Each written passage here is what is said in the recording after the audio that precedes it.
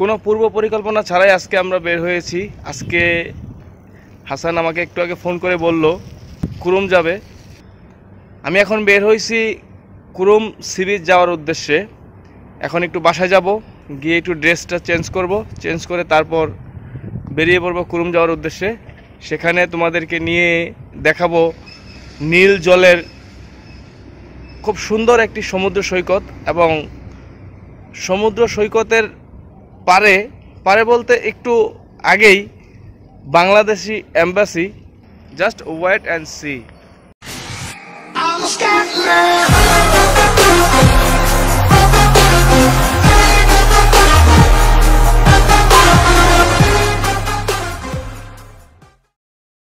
তো ফাইনালি আমি বেরিয়েছি বাসা থেকে। এখন আমরা কুরুম সি বিচের উদ্দেশ্যে রওনা দিব। তবে আজকে আমি পথে কোনো ভিডিও করব না, তোমাদেরকে বন্ধুরা সরাসরি নিয়ে যাব কুরুম সি বিচে। তো চলো আমরা এখন কুরুম সি বিচে যাই।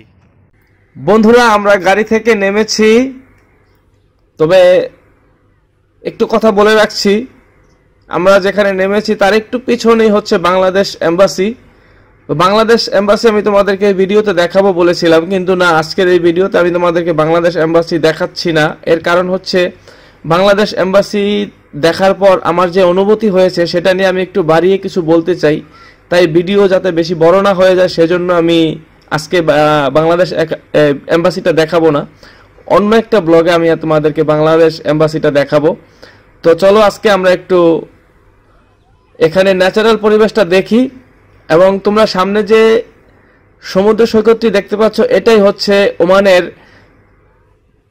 আরব সাগর, এবং আমার দেখা প্রথম নীল জলের সমুদ্র সৈকত। Even when you feel low, you can still go. Even when you feel slow, you can still go. Even when there's no hope, you can still go. I never answer to no, man, I still go. বন্ধুরা অবশেষে আমরা এসে কুরুম পৌঁছেছি। তো এখানে আমি এখন আছি আরব সাগরের পারে। খুব সুন্দর একটি জায়গা, শব্দ শুনে তোমরা নিশ্চয়ই বুঝতে পারতেছো এখানে সমুদ্রের ঢেউয়ের গর্জন। তো আমি তোমাদেরকে এখনই দেখাবো সেই সমুদ্রের ঢেউ। তার আগে দেখাতে চাই আমার সাথে এখানে আরও একজন আছে, এই যে হাসান। ওই আজকে আমাকে ঘুরতে নিয়ে আসছে, তো স্পেশালভাবে আমি ওকে ধন্যবাদ জানাচ্ছি।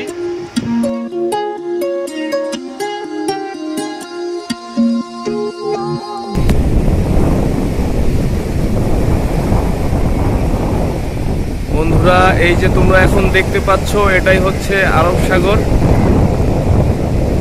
আমি অবশ্য কোনোদিন কল্পনা তো ভাবি নাই এই আরব সাগর দেখার সৌভাগ্য আমার হবে, কিন্তু সেটা হয়েছে।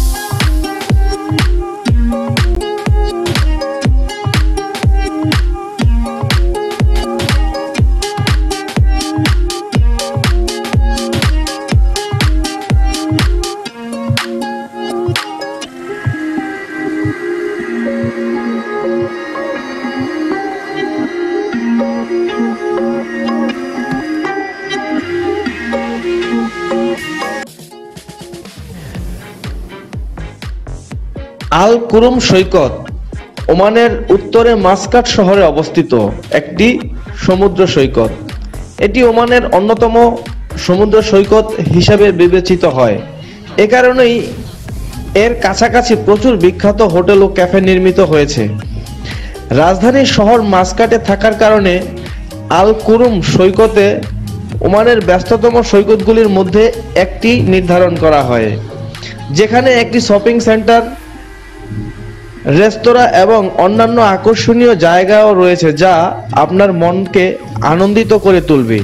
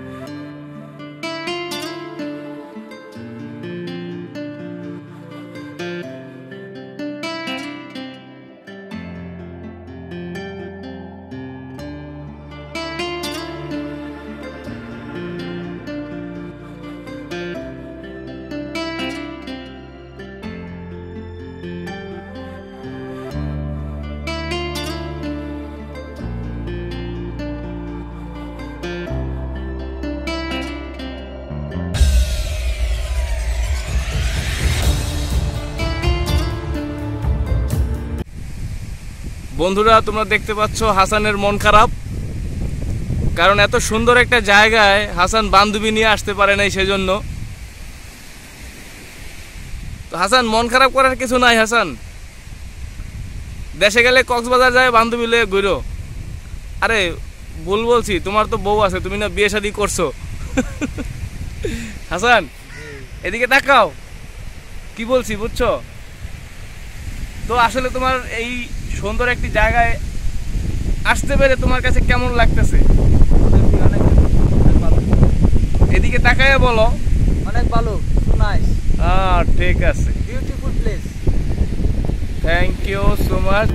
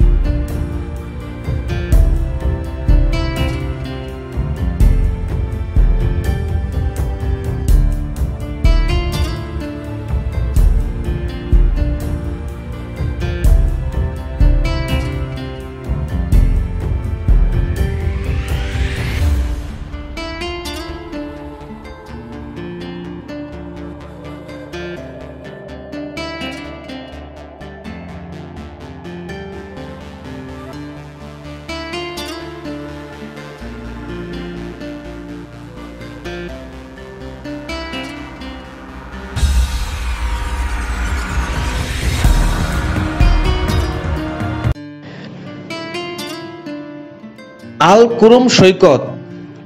আল কুরুম সৈকত ওমানের উত্তরে মাসকাট শহরে অবস্থিত একটি সমুদ্র সৈকত। এটি ওমানের অন্যতম সমুদ্র সৈকত হিসাবে বিবেচিত হয়। এ কারণেই এর কাছাকাছি প্রচুর বিখ্যাত হোটেল ও ক্যাফে নির্মিত হয়েছে। রাজধানীর শহর মাসকাটে থাকার কারণে আল কুরুম সৈকতে ওমানের ব্যস্ততম সৈকতগুলির মধ্যে একটি নির্ধারণ করা হয়, যেখানে একটি শপিং সেন্টার, রেস্তোরাঁ এবং অন্যান্য আকর্ষণীয় জায়গাও রয়েছে যা আপনার মনকে আনন্দিত করে তুলবে। দর্শনার্থীরা দীর্ঘ সৈকতে হাঁটা উপভোগ করতে পারে এবং ঝলমলে বালিতে খেলাধুলাও করতে পারে।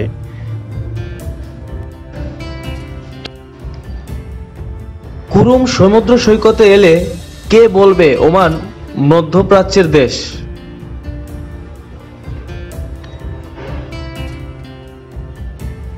প্রবাসী অনেকের ভাষ্যমতে মধ্যপ্রাচ্যের অন্য রাষ্ট্রের চেয়ে ওমানের নাগরিকেরা অনেক ভালো, তাদের অনেকেই আধুনিক ও বন্ধুত্বপূর্ণ হয়ে থাকে। ওমানের বৈচিত্র্যময় প্রকৃতির এর কারণ কি কে না জানে? প্রাকৃতিকগতভাবে ওমান মধ্যপ্রাচ্যের অন্য দেশ থেকে সম্পূর্ণ আলাদা। মধ্যপ্রাচ্য মানেই মরুর দেশ, এ কথাটা মাসকাট দেখলে ভুল মনে হবে। পাথরের পাহাড়, বালুর পাহাড়ের সঙ্গে ওমান উপসাগরীয় মিশেল যে একটা শহরকে কি অপরূপ করে তোলে বা করে তুলতে পারে, সেটি মাসকাট না দেখলে বোঝা বড় কঠিন। এই যেমন মাসকাটের কুরুম সমুদ্র সৈকতে গেলে মনে হবে যে আপনি মধ্যপ্রাচ্যে আছেন। ওমানের বাংলাদেশ দূতাবাসের ঠিক পাশ ঘেঁষে কুরুম সমুদ্র সৈকতে বিভিন্ন দেশের প্রবাসীরা সমুদ্র পাড়ের মনোরম বাতাস উপভোগ করতে এই সৈকতে আসেন। দেখে মনে হবে যে কোনো আন্তর্জাতিক শহরের সাগর পাড়ে এসেছি। সব জাতি, বর্ণ ও ধর্মের মানুষের ভিড় জমে কুরুম বিচে প্রতিদিন বিকেলেই। সমুদ্র সৈকতের গল্প তো বলে শেষ করা যাবে না। পাহাড়ের কোল ঘেঁষা পাথরের সৈকতে সমুদ্রের নীল জলের আঘাতের দৃশ্য দেখলে যে কারো মন ভরে যাবে। বিকেল থেকেই এলাকার জেলেরা স্পিড বোট নিয়ে সমুদ্রে যাওয়ার প্রস্তুতি নিয়ে থাকেন। আধার নামতেই এক রাতের জন্য সমুদ্র পাড়ি জমান জেলেরা। ভাগ্য ভালো থাকলে এক রাতেই বাংলাদেশি টাকায় 2-3 লাখ টাকার সামুদ্রিক মাছ ধরতে পারেন তারা। শহরের রেস্তোরাঁগুলোতেও সাগরের মাছের চাহিদা অনেক। কুরুম সি বিচের একটু সামনেই পাশে রয়েছে কুরুম পার্ক। কুরুম পার্কে অনুষ্ঠিত বার্ষিক উৎসবের সময় আপনি ঐতিহ্যবাহী নৃত্যও দেখতে পারবেন এবং সাথে ওমানি সঙ্গীতও শুনতে পারেন। নাচ ও গান পশ্চিমবঙ্গের ঐতিহ্যবাহী বিয়ে অনুষ্ঠানের অংশ। আপনি ভাগ্যবান হলে আপনি এটিও দেখতে সক্ষম হতে পারেন। ধর্মীয় ছুটির সময় লোকেরা রাস্তায় নাচ করে, সাধারণত শুধুমাত্র পুরুষেরা নাচে এবং প্রায়ই তলোয়ার এবং লাঠি নিয়ে এদের নাচতে দেখা যায়।